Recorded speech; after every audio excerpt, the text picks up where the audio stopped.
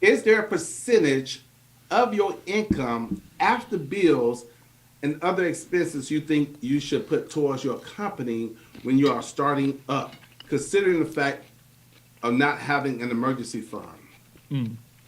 Emergency fund first. Period.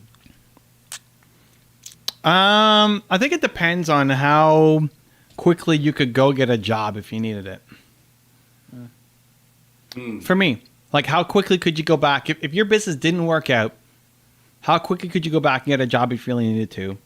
And then how much of the expenses you have really need to be there? And I'm a pretty risk adverse person, but I didn't have an emergency fund. You I mean, you did not. I did not. I had $300 a month. I had nothing. I had no emergency fund. I mean, I had no money. Let alone, I had no money right now. Let alone for emergency. But you're talking about in the beginning of your career. Yeah. Oh, but isn't that what we're talking about? You want to talk about where we're at now?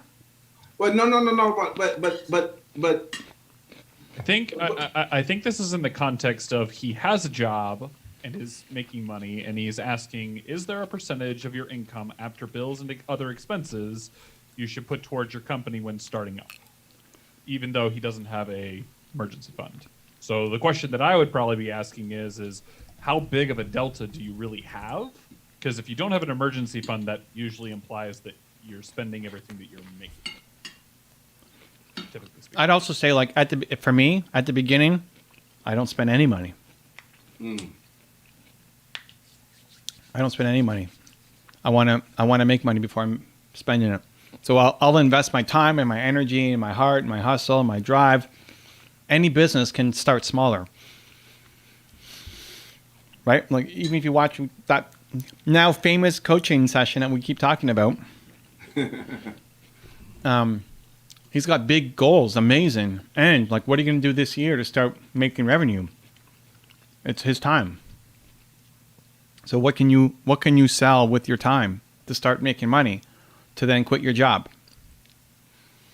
So I've never been an emergency.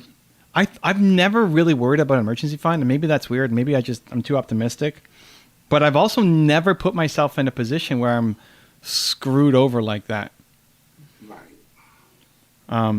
Because I don't invest ahead. Like I invest my time, but I don't invest my money ahead. So it's always net positive.